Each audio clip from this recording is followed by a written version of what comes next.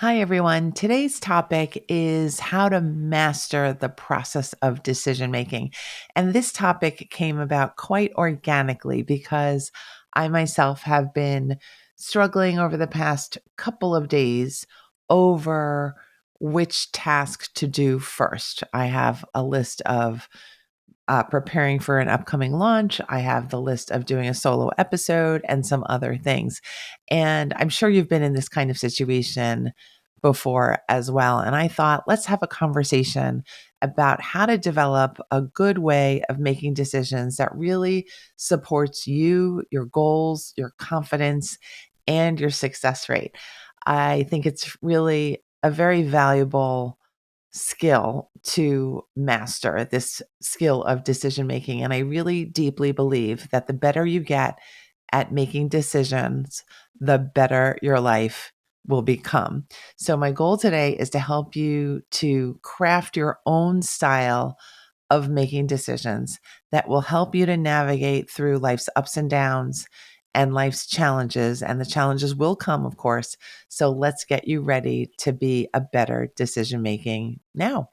I've put together a list of my 5 top strategies for getting really good at making decisions. So let's get to it. I've listed them in no particular order, but I do believe that each one of these 5 strategies is very important for you to learn.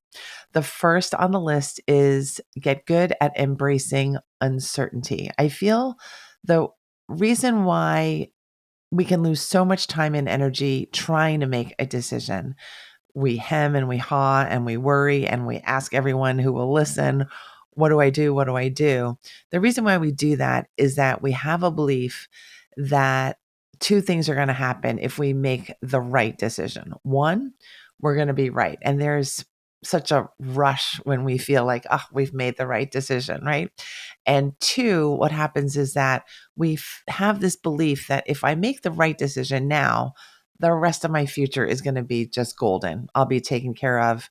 I won't have to worry in the future.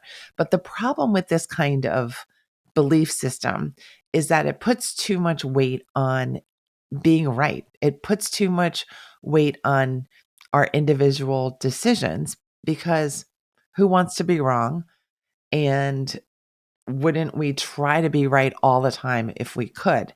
But again, when we put all this weight on our decisions, we then lose a lot of time and energy, which are very valuable, by the way, in the process of trying to make the right decision. So I'm going to suggest that instead of trying to be right all the time and securing our future, in quotes, securing our future, I want you to save your time and energy instead. Don't get stressed out about making decisions and trying to be right, trying to be perfect in the decision making process.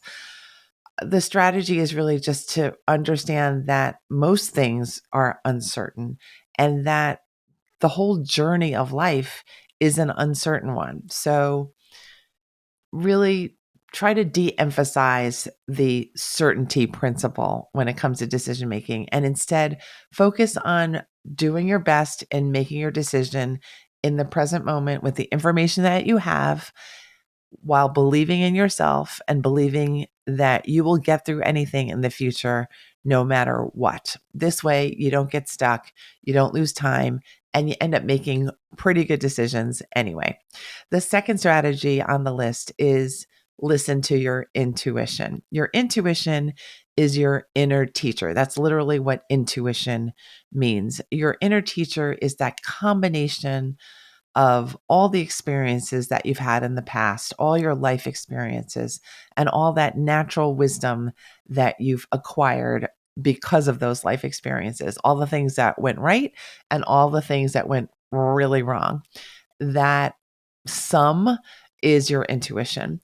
And the gut feelings that you get when you are faced with a decision are feelings that you really should not brush aside and you should not dismiss them. You should really listen to them closely. Intuition is that powerful tool that you always have with you that you can use to help you guide you when your logical brain is on overdrive and you can't think yourself through your decision anymore and you're just frustrating yourself and you don't know what to do, check in with your intuition, see what feels right to you. And oftentimes the intuition really knows the way. The third strategy on the list is to be really clear with your priorities. Know what your priorities are. Knowing your priorities, I think, is really great for decision making because prioritizing what you value and what your goals are and sticking with those priorities really helps you to save time in decision making. You can use your priorities to filter out all the options that just don't align with your purposes or your objectives or your style of working. When you know your priorities, you know which direction to head kind of intuitively. And so take some time upfront to say, you know what, I really value freedom. So let me not go with the job that requires double overtime and a lot of shift work and all the things that you don't prefer. Go for the job that actually will give you lots of vacation, lots of uh, trust in the workplace so that you can feel free, so that you can feel you're not under anyone's thumb. That's an example of how you can use your priorities to head in the right direction. The fourth strategy on the list is to practice mindfulness. Now, mindfulness can conjure up all sorts of things like woo woo stuff and meditation and all sorts of things. But for me, very simply, mindfulness just means that you are fully present in the moment without distractions and without your feelings and emotions coming to mess with your head, mess with your heart. And for me, that's not woo woo. And actually, if you know me for any length of time, or if you've been listening to the podcast for any length of time, you know that I really value the woo. So try to practice mindfulness on a daily basis. Make it a habit to practice knowing what is happening in the present moment so that you can make decisions from a calm place, from a focused place, from a relaxed place, and from a mindful state. This way, you can really assess the information clearly.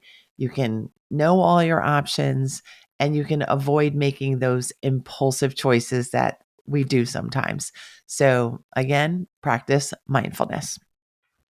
Last on the list, but not least, is that you want to recognize the limits of predicting the future. Like I said, with strategy number one, embrace uncertainty.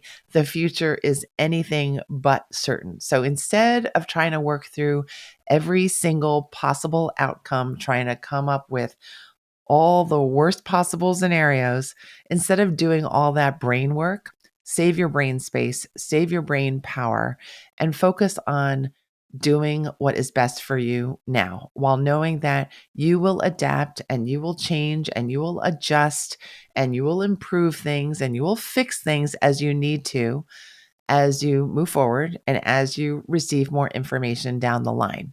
So conserve your energy in the moment, be mindful, use your intuition, know your priorities, and really enjoy the decisions that you make.